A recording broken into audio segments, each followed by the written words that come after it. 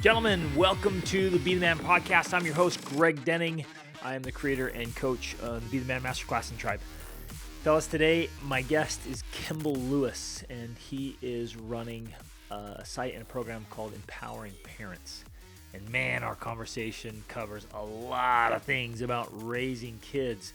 Their site gets over 600,000 visits a month, and a third of those are failure to launch challenges, where teens and young adults aren't launching as adults into the world, which is a really big problem right now. But we cover all kinds of things, and ultimately it really comes down to how to be more effective as parents and how to give our kids the skill set and the problem solving abilities they need, not only as kids and in our homes, in our life, but to prepare them to go out into life and to figure out what is most effective, especially when it comes to correcting them and using discipline with tact and diplomacy and skill, so it actually works. In fact, one of my favorite things we cover here is why it is so ineffective to have long-term consequences for their behavior. That was an awesome one. And what to do, how to make sure that all the family dynamics are happening and we're raising our kids in a great way. So jump in, gentlemen. If you have children, listen to this and think through it, and spend time talking to your spouse about it and writing about it. Really, really dig in, be more strategic and more thoughtful in the way we are raising our kids. This is one of the most challenging and most important things there is in life, man. We've got to be more thoughtful and effective about it. So jump in. Gentlemen, if you haven't subscribed to the podcast yet, please subscribe and share it with friends, family, colleagues. Let's jump in. I know you're going to enjoy this episode. All right, Kimball, glad to have you here, brother. There are very few topics that are as important to me personally, but important in life than parenting, man. Like wholeheartedly, I sincerely believe this. Like parenting is the most important work we do.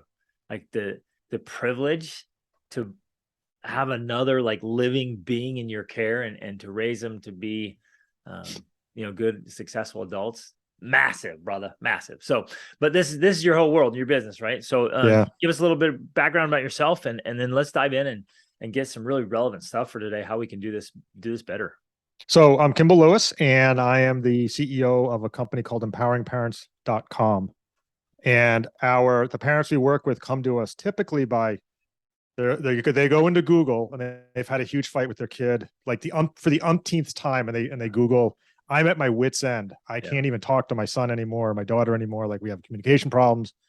He won't go to school. Like, basically parents that are at their wit's end dealing with defiance, back talk, motivation issues, whatever. And these are typically teenagers, but not always. Sometimes they're like 9, 10, and then up into early 20s. And they Google that and they find us. We have hundreds of articles on our website, EmpoweringParents.com.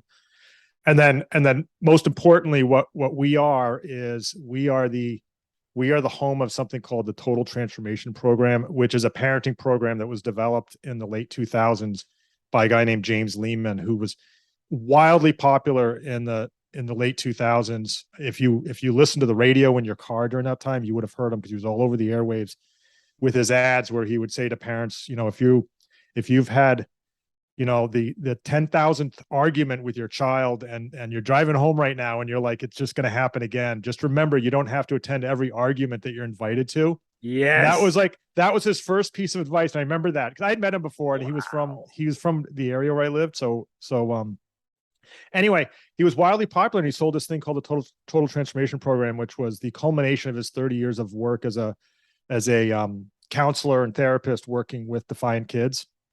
And it's just a tool set.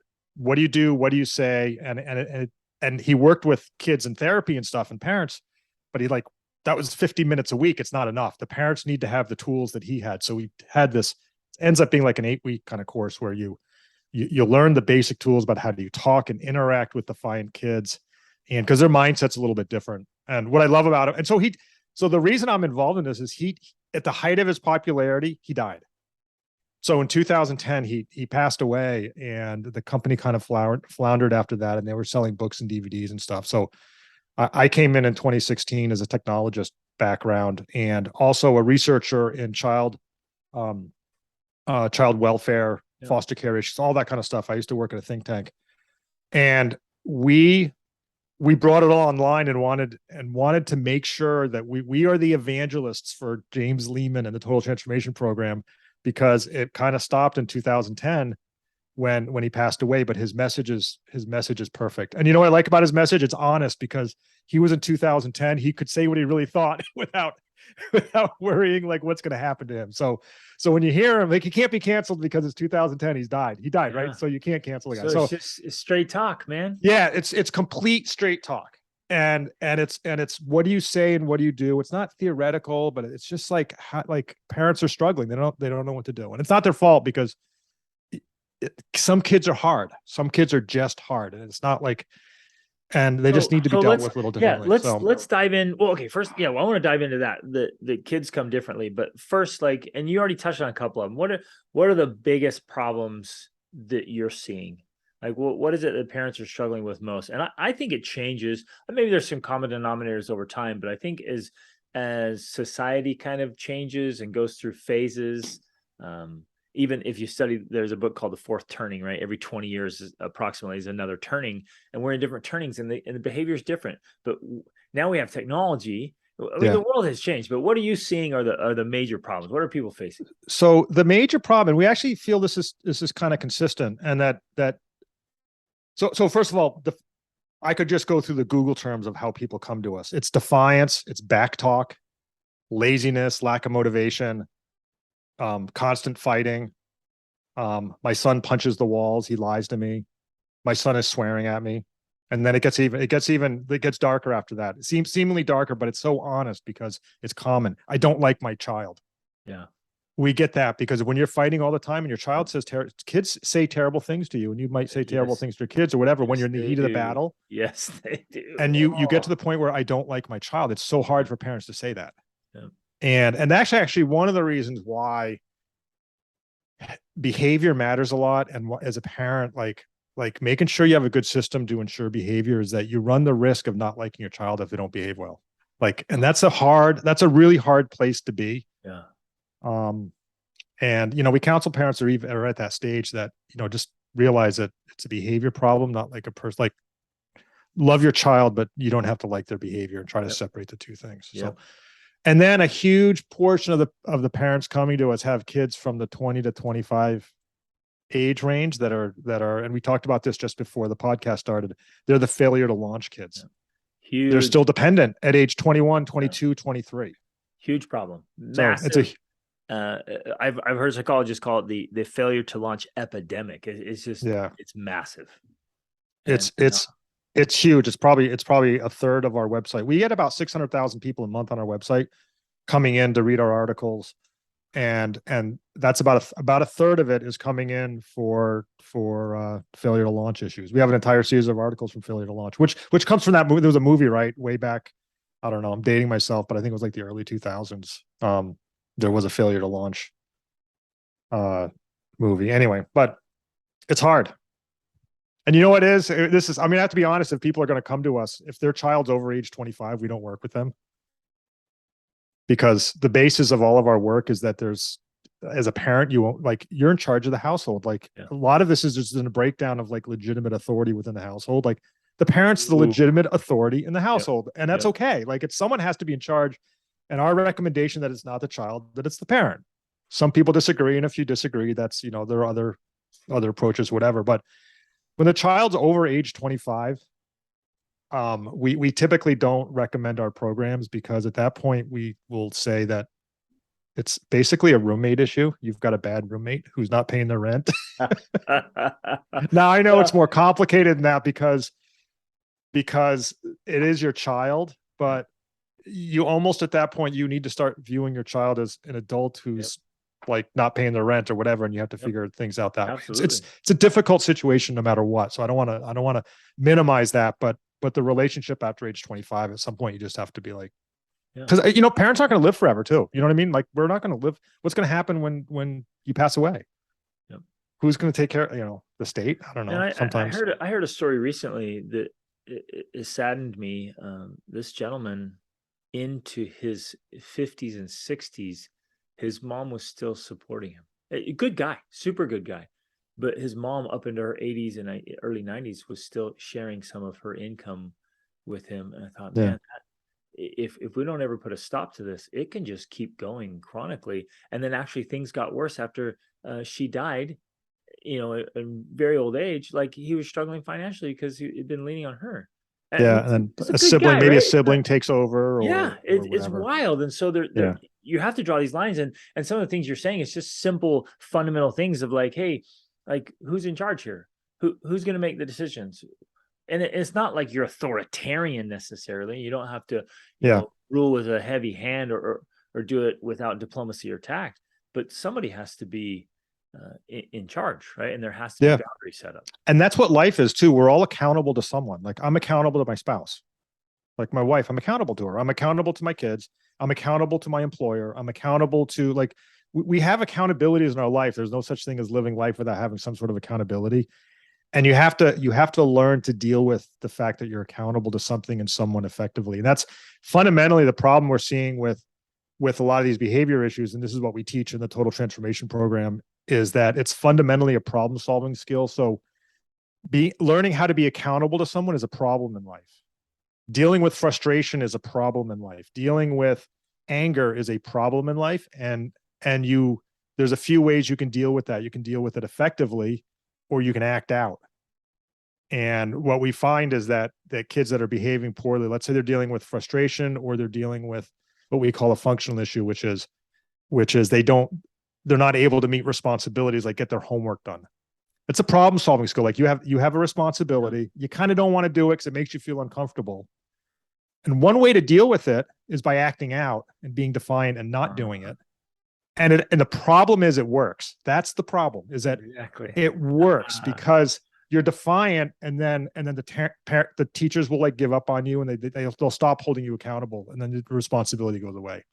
Or, parents have this whole time, like if your kids have chores they're supposed to do and they fight about it all the time, it's actually quicker for you to do the chores yourself and easier than to have the argument about the whole thing every night. So you do it yourself. Yeah. And for the child, that acting out, hey, problem solved.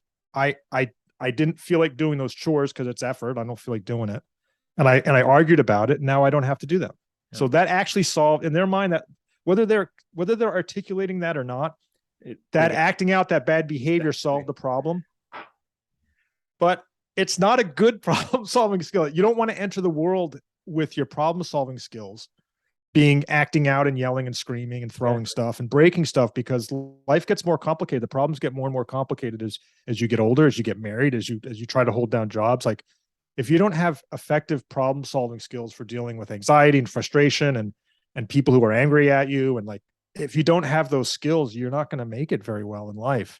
Exactly. And you're going to end up at home with mom, like, so that's fundamentally, like, we want to get kids to be able to solve the problems of basic life skills. One thing that James Lehman in the program talks about, he says, is when you talk about, like, what do you mean by a problem, like problem solving skills? He says, when the alarm goes off in the morning, you have your first problem that you have to solve, which is you have to get out of bed. And that's like a lot of the parents that come to us, we have several articles on My Kid Won't Go to School.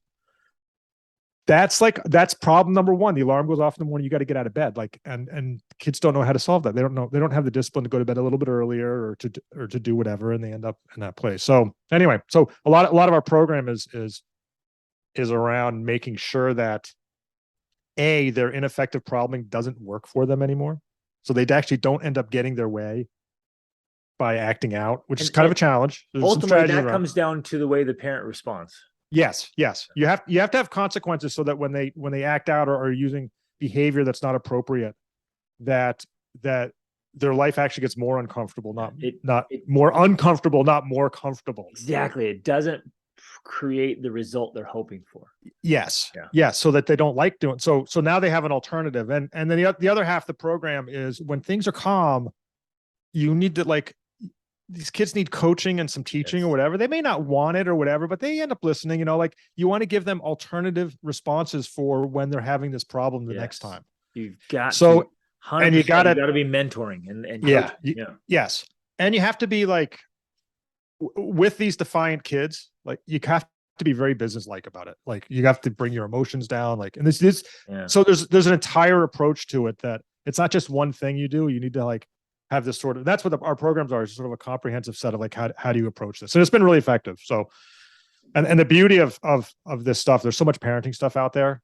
Like you can try different things. You know what I mean? There's a lot of like flavors of this type of thing, but we're definitely in the category of like kids need to learn how to be, you need to hold them accountable, and they need to learn responsibilities. And you do that through effective consequences. We don't call it punishment. We just call it their consequences to your actions. And you try to make legitimate, effective consequences. And then that coaching and teaching role. Exactly. And the consequences must be relevant, and fitting, right? So you're right. It's like, it's interesting. I see a lot of stuff out there. I've been paying attention to this for a couple of decades, and the whole parenting thing, and watching. And it's interesting how many, there's a lot of programs out there and a lot of stuff, very popular things.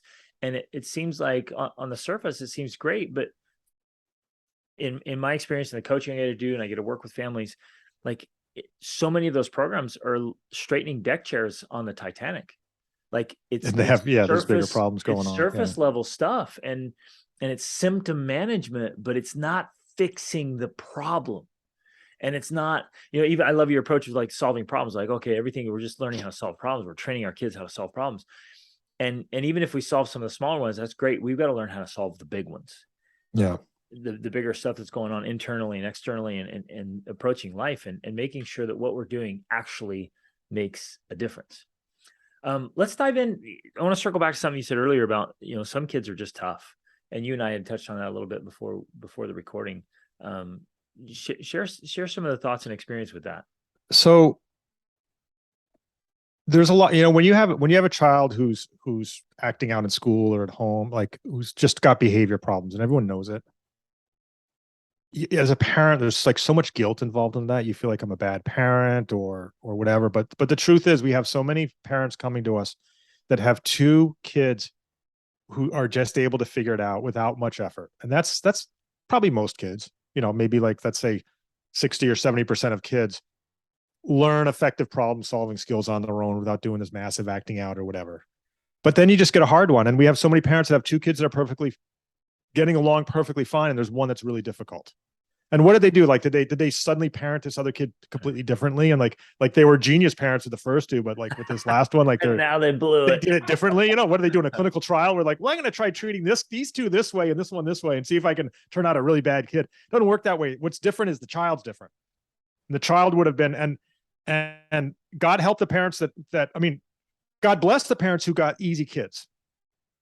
But you give them the difficult kid, and they'll be in the same boat as the other parent. So and there's so much judgment going on around the parents of kids that are struggling, and so much of it is that the kid's just tough. And those are the parents. And we're dealing with parents that are what we call good enough parents. So we're talking like, just, you're a good enough parent, you're trying, you care about your kids, you love your kids or whatever. So there's an entire world out there of like parents that are dealing with like serious substance abuse and abuse issues and all that other stuff. That's not where we work. We work with what we call the good enough parents, which is the bulk of the parents that are just normal people. They have jobs, they're just trying to get by, and they got a kid who's really difficult. And it's not the parents' fault that they got a hard kid. And they know it. You know what? They know it when the kid was 2. They knew early on that this one's different. And these kids are awesome, actually, because they walk to the beat of a different drummer. Yes, they do. They're willing to do things differently. That defiance, if it's channeled effectively, become like they become the leaders in the world. Exactly. Yeah, like, who, like, one of the most defiant people out there is Steve Jobs or Elon Musk. Like, they're totally defiant people, right? They do whatever, and they're like incredibly, they channel it productively. So either they're going to be criminals in jail, or they're going to be like CEOs or whatever, or doing something really, really different. So we point out to parents, there is something special about kids that are like that, but you got to make sure that you're doing your best to channel them into an effective place. And what have you seen you're dealing with a lot of families, a lot of parents, and you and I, I immediately can think of families and circumstances. Well, I have 7 children, so my children, they're all different, right? They all have different responses and personalities. And same parents, right? You're raising all of them, right? You didn't like, and you're like, well, hey, we've been doing the same thing, and like it works. you didn't With this one, subcontract doesn't the work work. with that one, right? And I can think Yeah. of families that I get to coach and work with, and it's like, and I can think of specific examples. They're like, oh yeah, that one kid is just the wild card. And I want to emphasize here, it doesn't make the kid bad or wrong, or it doesn't make your other kids better. It's just different. And as I dove into the brain research, we went and met with a specialist here in Atlanta, and it was fascinating to sit down with her. And she said, look, like the population is divided into different brain types. And she said, she referred to as, there's a hunter's brain. It just is active, and it's taking all kinds of stuff in, and it's very active brain.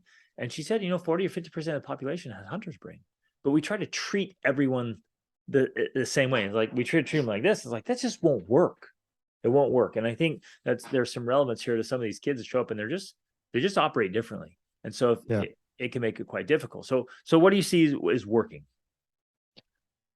So one thing, and we tell parents this over and over again, which is you're not responsible for your child's behavior. Your child is, and you can't make your child do anything.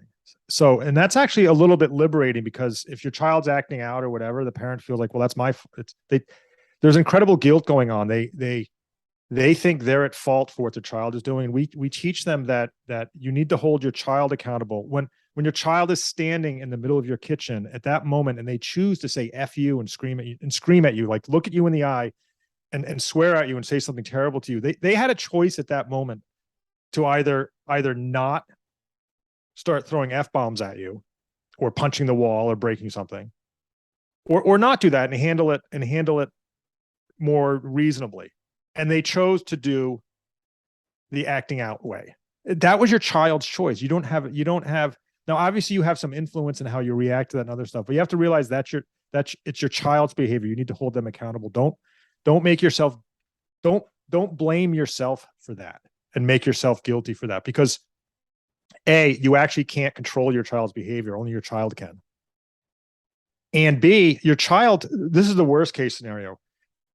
When you start feeling guilt for and responsibility for your child's behavior, when it was your child who made the choice to do that thing, your child will start to believe, they figure this out. They will start to believe that the reason that they're not getting along well and they're acting out and they're having struggles is because of you. Yeah.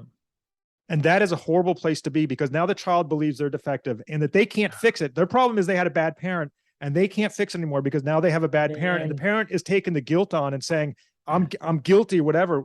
Parents, we try to tell them, this is really hard to do, but get rid of the guilt, hold your child accountable.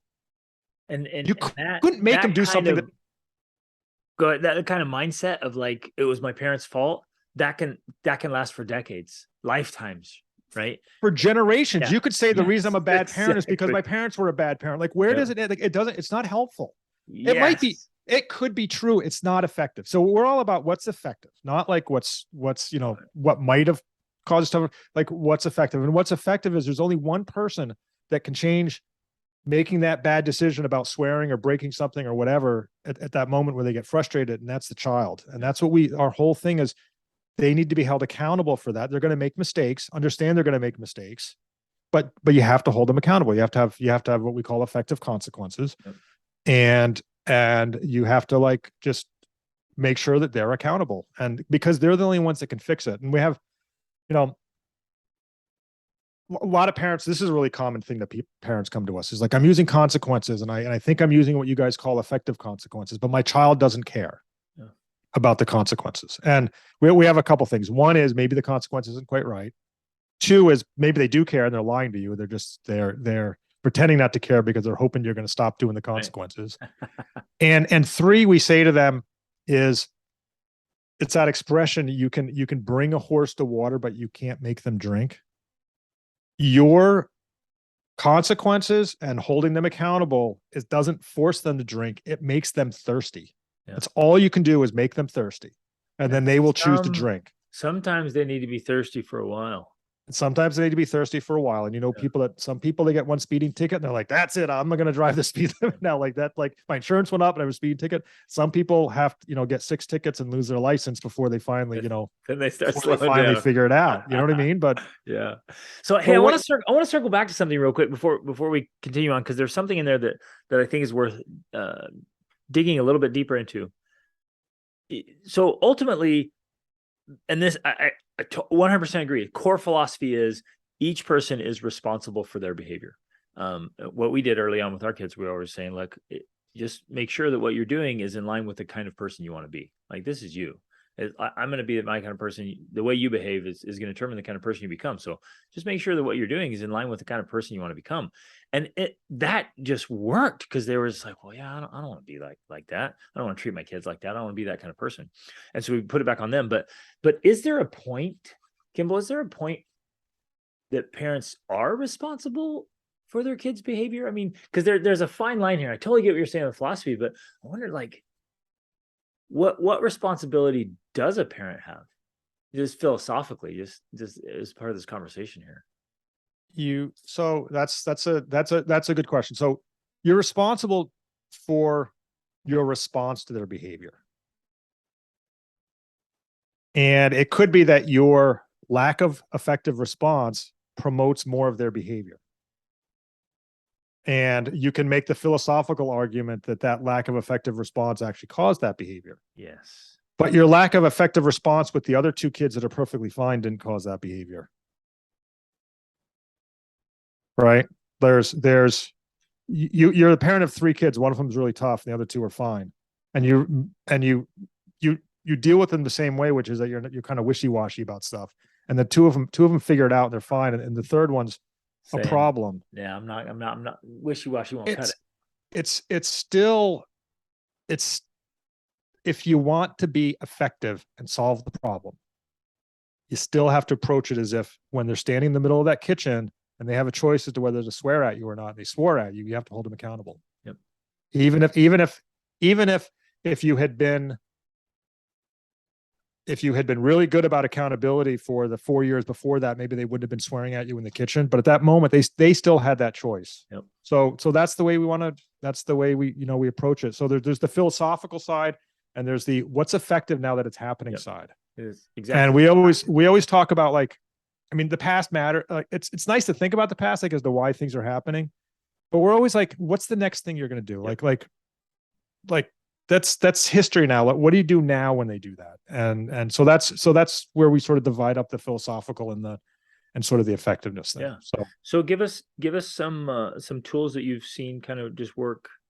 And again, each individual is unique and each family is unique.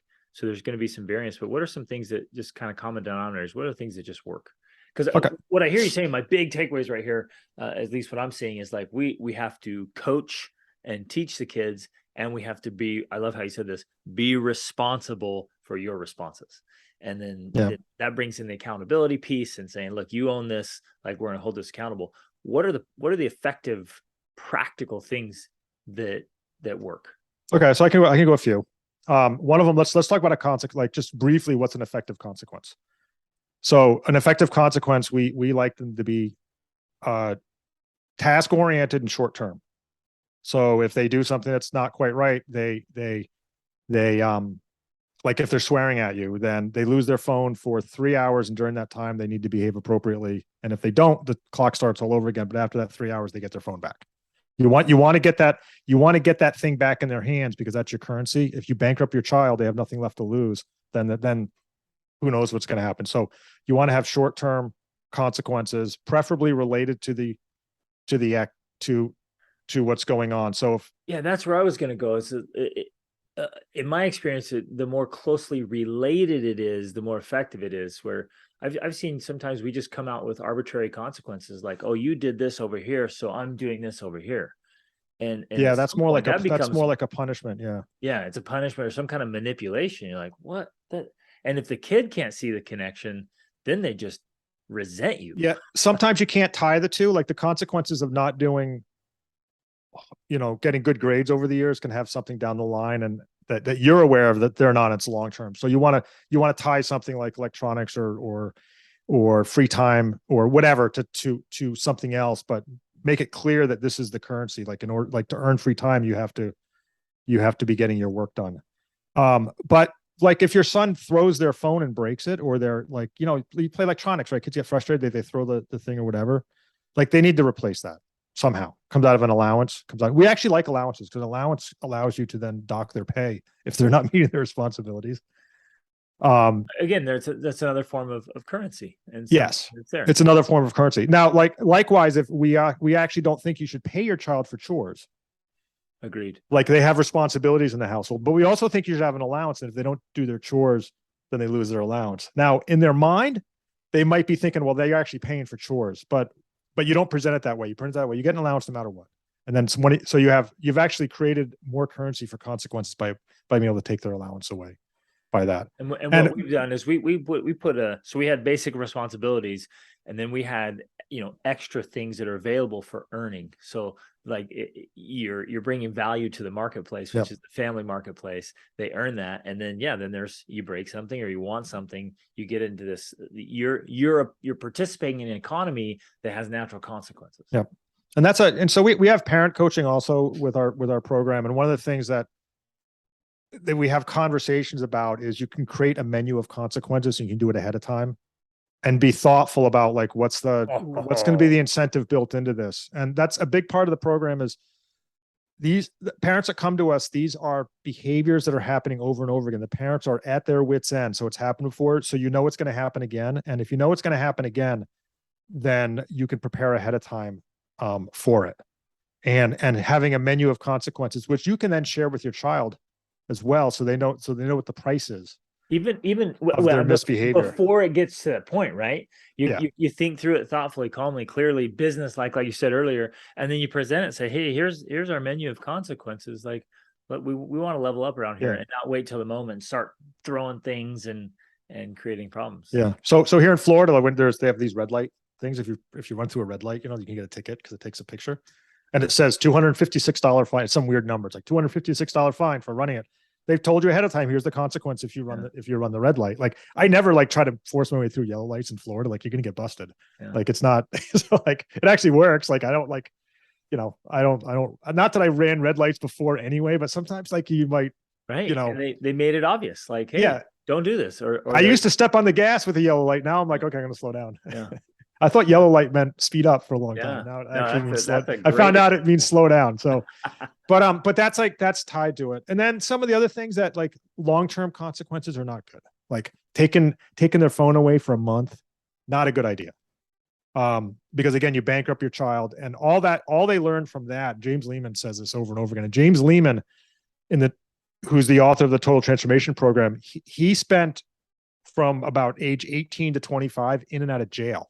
I mean, he was this bad kid, and in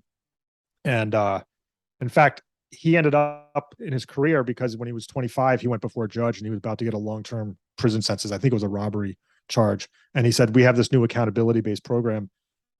I'm gonna offer that you can go into the program, and if you graduate successfully, you won't get a prison sentence." And he went to the program, and it changed his life. And then he went to Fordham University.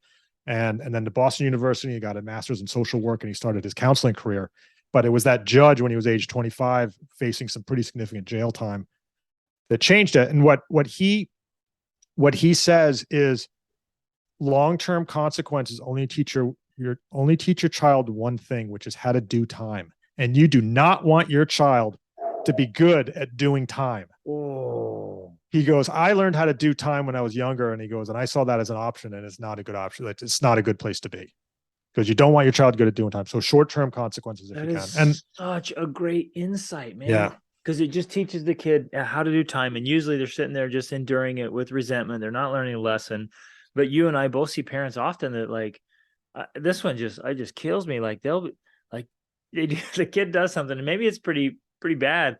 And they're like, you're grounded for the next 6 months, right? Because they want to give it some weight, and man, it just is not effective. And then they don't follow. They never follow through anyway. So like, and if they do, then they're psycho. If they don't, then the kid knows that like your words don't really mean much because there's no way you're going to get grounded for 6 months. So you want to be consistent. You want to be like, you want to make your words matter so that when you say this is the consequence, like you got to follow through every single time. And then you don't want the long-term stuff. So there's a whole science around, and it's not complicated, but you just, if you're thoughtful about it, there's, you know, things that are clearly effective and ineffective consequences. And it can vary by child. So, you know, part of it is you try something for a few weeks. If it doesn't seem like it's working, you might want to readjust or try to figure out what's going on. Exactly. And but yeah, the long-term stuff's not helpful. You don't want your kid to get good at doing time. It's just not. And the other tip we have for parents is don't cancel special events. Like if your child does something, don't and the prom's coming up, don't let them go to the prom. Find another consequence. Yes. Because you don't want to create resentment in the process because that's, you'll never get that prom day back. No. So yeah, man, I'm with you on that. And in fact, there's I'll lead trips around the world with youth and families and lead retreats, great stuff. And the parents will be like, well, I'm not going to reward my kid with a special event or something cool. I'm like, no, this isn't a reward. These are the things your kid needs. Your child needs to be having these special events and these experiences. Like, don't take away the very things that could really be formative in their growth and development. I'm really glad you brought up this is what the child needs, because this is the other thing that and again, when you're in like the total transformation program, we remind you of all of these things. So now you have a tool set. And one of them is kids that are having behavior problems and haven't figured out how to solve basic life problems, like dealing with responsibilities, dealing with anger and frustration issues, is that they're getting yelled at all the time. They're probably getting bad grades in schools. Maybe the teachers, they might have problems with their classmates, certainly having problems with mom and dad. Like they're struggling and they're getting negativity thrown at all the time. Like you're doing this wrong. You're doing this wrong. When they do something right, you got to point it out, because if they're struggling 90% of the time, they're getting just negativity thrown at them all the time. When they do something right, you have to point it out. Yeah. Don't make a big deal about it. Just say, hey, like yesterday when, we had the discussion about your chores in the kitchen, you were like, you didn't blow up.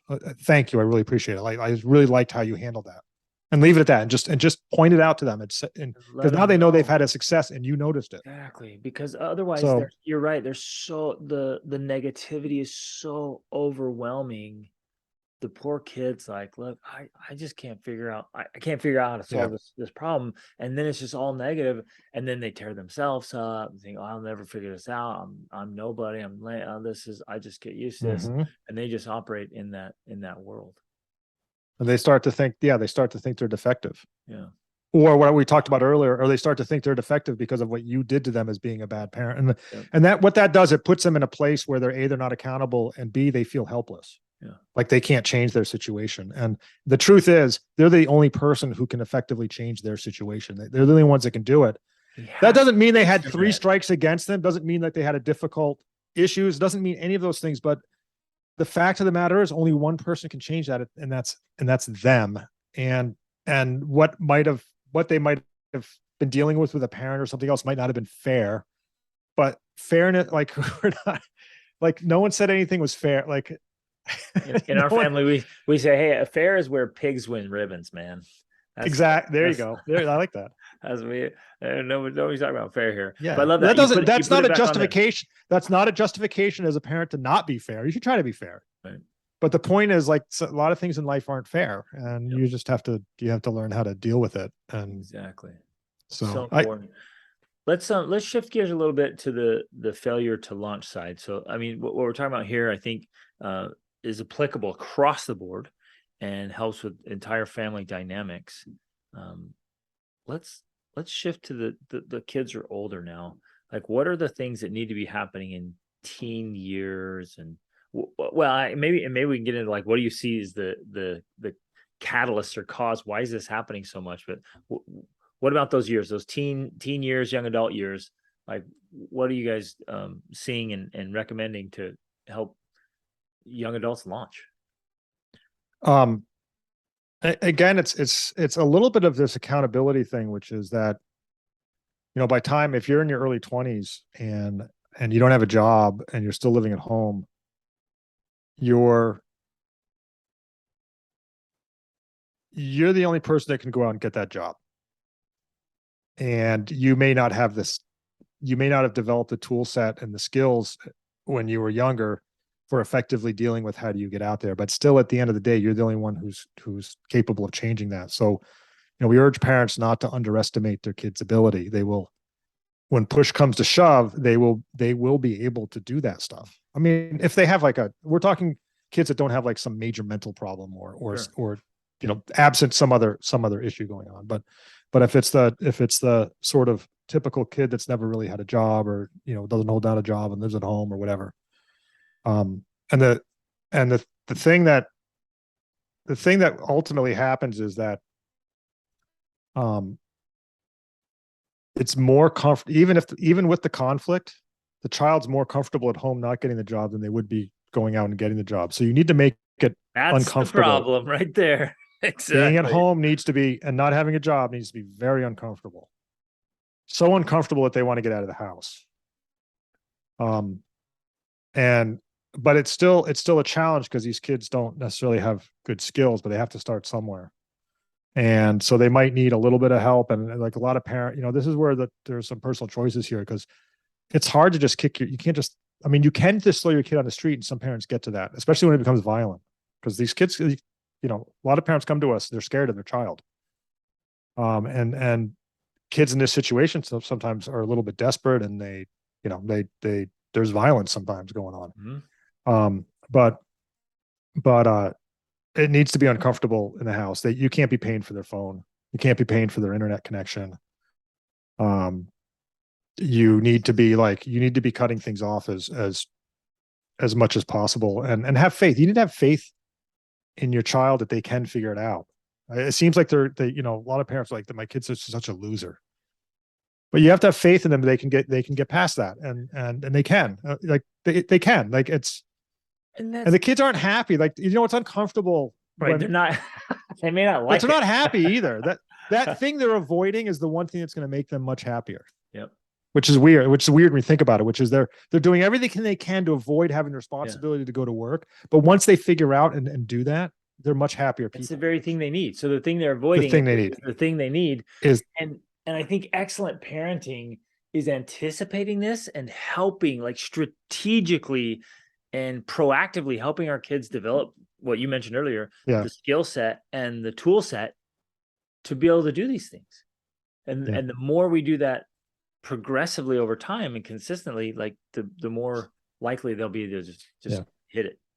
And then if we segue a little bit into just not the behavior problem, but like if parents who are listening who are like, how can I help prevent this, or what are the things? One of the things that it's in one of our articles, and we point this out, is that there are certain life skills, beyond learning math and writing and all that other stuff that are helpful for kids to learn. And one of them is, and I think people underestimate the importance of this one, which is how to talk to adults, particularly like adult strangers.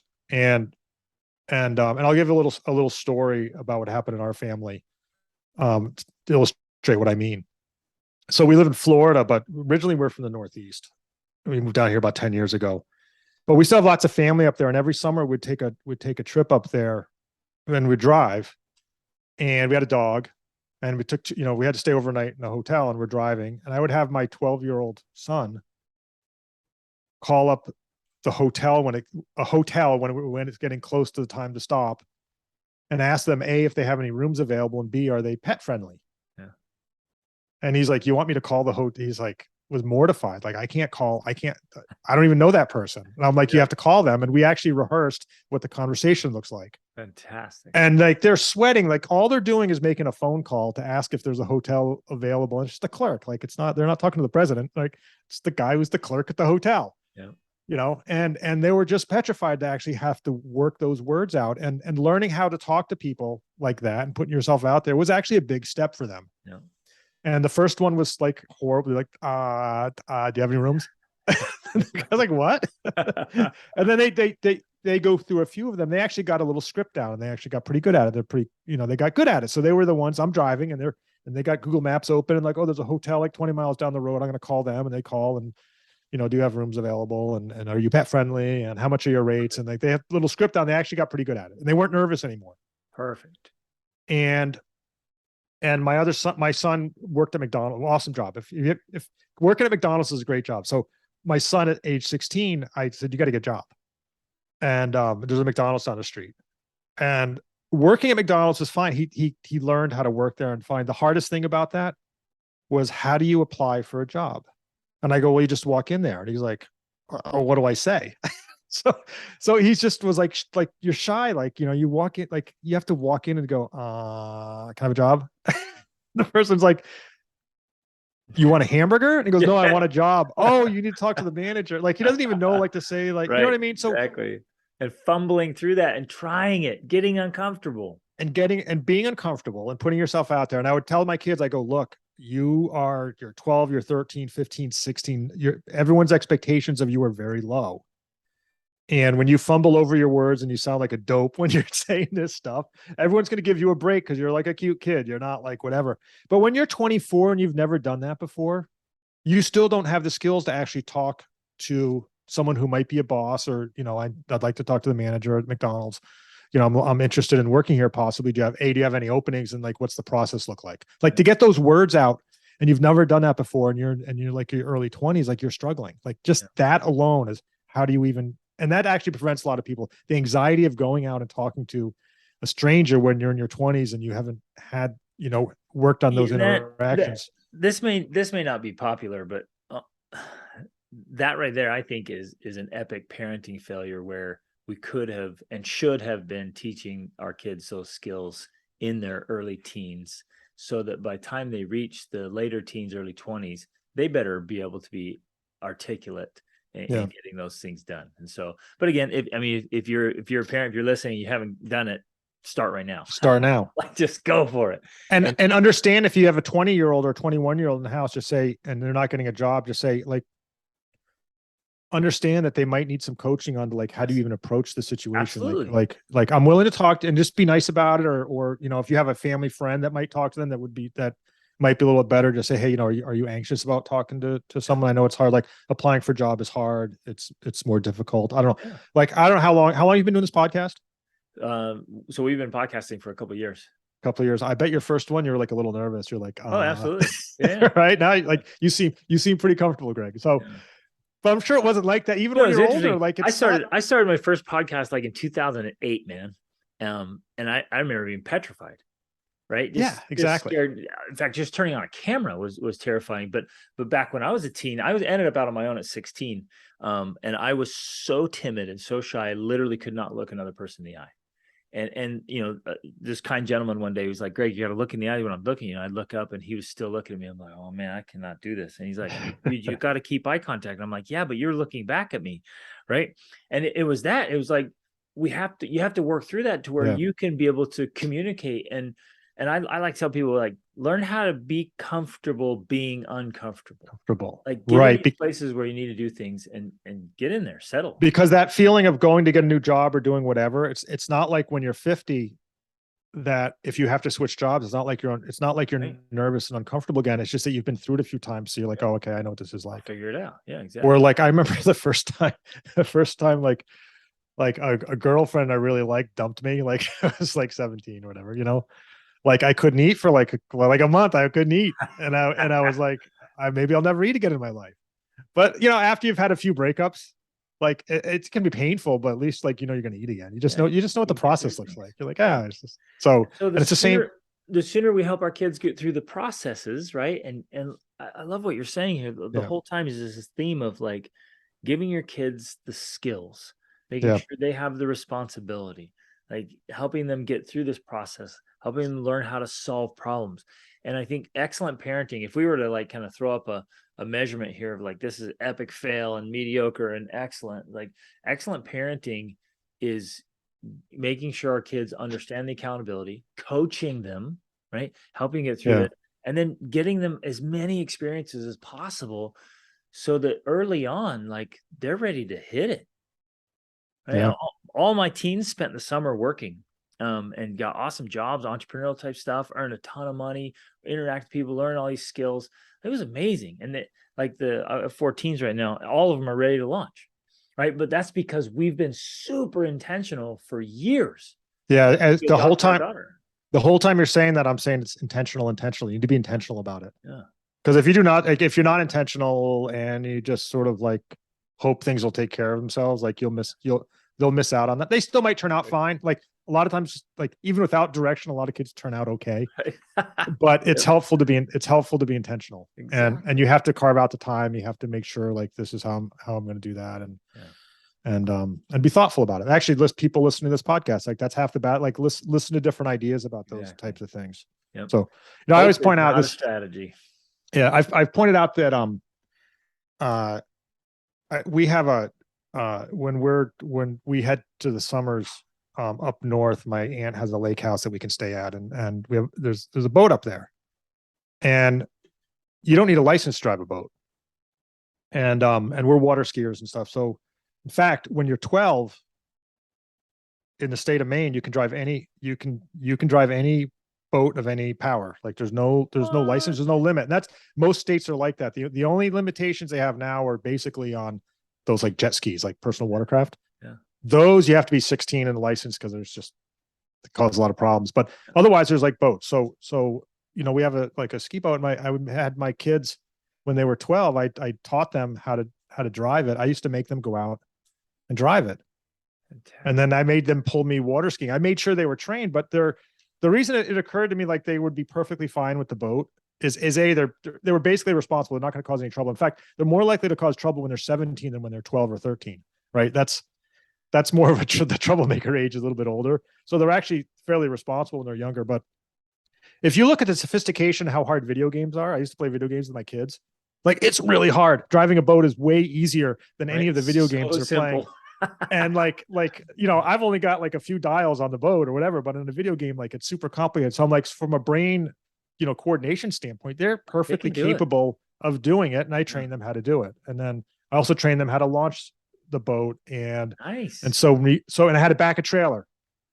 Oh my gosh. My kids brought this up the other day, which was, there's like this long driveway that's kind of windy. And I made them every day as a chore that they had to hook up and back the trailer all the way down the driveway, then come back, because you can only learn how to do that through repetition. Yep. And I said to them, we're going to be going to boat launches, and you don't want to be the guy that doesn't know how to back a trailer on the boat launch. Exactly. there's actually an entire YouTube video genre. If you YouTube I bet there is. You do not want to be that guy. You don't want to be that guy with a line of boats or whatever. And, and so you just like be intentional about training. And it didn't have to be that. It could be anything. I just was like, the kids need to learn what the process is to learn a skill, to do something that makes them nervous actually. And launching a boat in front of an audience of people that are waiting is like nerve wracking. Even as me, it's nerve wracking. Yep. That's a perfect example. So, and what I've found across the board is when you kind of, you can put that up on your wall of successes, but that helps you try something else, something different. You're like, wait a minute. Okay. This made me nervous, but I was nervous when I did that. Like I learned how to back a boat down the ramp with people watching. Like I can figure this out. And it starts building the scaffolding of identity for our kids. It's awesome. Yeah. I did it, in a previous life years ago, I did a lot of startup works with some healthcare companies. They're small companies. And one of the pitches when we were recruiting people, I would say to them, look, you can go work for that big insurance company, or you can come work for us. And the main difference is we're going to make you do stuff that they wouldn't even let you do with that company. Yeah. So we get, young motivated kids coming in, and we give them responsibilities that like they never thought they would. They're not ready for it. And we give them that responsibility. We believe in them. We coach them a little bit, but they got to do it. And then when you work at these bigger companies, you don't even have a chance of that. And I remember I talked at my church that I have a friend who, he was a career in the Navy, and he went to the Naval Academy. And when we got out, he was on destroyers for most of his career. And he said the best thing was that they had these like new fancy destroyers that came out, but he was assigned to an old crappy one from like a previous generation destroyer. So that was the best thing, because as a young ensign, I wouldn't have been able to do anything, but on the new stuff. But on the old destroyers, no one really cared. It's like great example. So that helped his career, is that he actually early on, he was able to like do stuff. And I love it. Anyway, let's do last thing here, man. It's like, how important have you seen the relationship between parent and child? I mean, there's parenting dynamics, there's coaching dynamics, but the relationship piece. Let's talk about that for a minute. Well, obviously that matters, and you want to have a relationship. But I would caution that parents, we advocate that the parent-child relationship is special and different, and your child doesn't have any other parents. You're the only parent, so you need to be the parent to the child, not their like friend, not their. You can be friendly with your child. That's perfectly fine.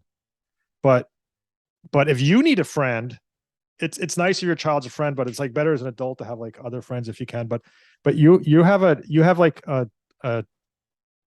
there's a parent-child relationship that can't be taken by anyone else except you, and you have certain responsibilities as a parent, and you need to take that seriously. And that's often being in a position where you do things your child's not going to like. Yep. Which is kind of like being a boss. Like bosses have to do things sometimes that employees don't like. Like it's just sometimes you're the bad guy, and sometimes you're that with your parent. But the other thing we keep in mind is that if your child has a behavior problem, you need to confront that, because I think I mentioned this earlier, is that if your child's misbehaving all the time, you're going to start not liking them. Yep. And that's a bad place to be. And that'll kill the relationship. Kills the relationship. And this is kind of related. And this is one thing I like to leave with a lot of parents, which is that, we urge them to not take their child's behavior personally, or don't personalize your child's behavior. Yep. And view it as a behavior problem. So even when we have like one of our most popular articles is called "I Hate You, Mom. I Wish You Were Dead." And it's a picture of this girl screaming at her mom. And the mother-daughter relationship is a very close relationship. And when your 13-year-old daughter, and actually later on in life, like there's just mothers and daughters have like really tend to be very tight. Yep. I have 2 kids. We joke like, who's going to take care of us when we get old? Because our kids will be taking care. It's usually the daughters are taking care of the parents. So anyway, but we say don't take it personally, view it as a behavior problem, because it is a behavior problem. They're screaming at you because you just represent that authority at that moment, and they're having those problem solving skills or whatever. But B, if you take those terrible things they say to you, or that they, the defiance they exhibit or whatever, if you take it personally, you're going to have a really hard time forgiving your child. Absolutely. When they turn their behavior around. And most kids, if you apply these principles, most kids turn the behaviors around. They figure it out. And if you're taking it personally, it's going to be awfully hard for you to forgive and forget those horrible things that they said to you when they were behaving poorly. So you want to view it as a behavior problem and don't take it personal. Yeah, so true. So you need to be able to offer them. I have a Christian background. Like grace is all part of Christianity, which is defined as undeserved forgiveness. Like you forgive your child regardless of whatever. And you can't, it's so hard to do that, figure personally. If you took personally the things that they said to you. So just view it as a behavior problem. Spot on, brother. That is pure gold. Beautiful. Awesome. Well, Kimball, where can listeners find you and connect with you? So the best way to connect with us is to go to our website, empoweringparents.com. And we have hundreds of free articles by topic area. So if you're having any parenting problems, like it's going to be there. And then we urge you to sign up for our newsletter, where you get a couple emails a week with some featured articles. And then it's right there that you can sign up for the Total Transformation Program. Also, if you've got that difficult kid and you sort of need that comprehensive approach, because piecemeal things aren't working, you need to sort of change how you're approaching the whole thing, you can sign up there as well. Fantastic. So that's empoweringparents.com. Fantastic. Awesome. Thank you, brother. Thanks so much for being on. Thank you.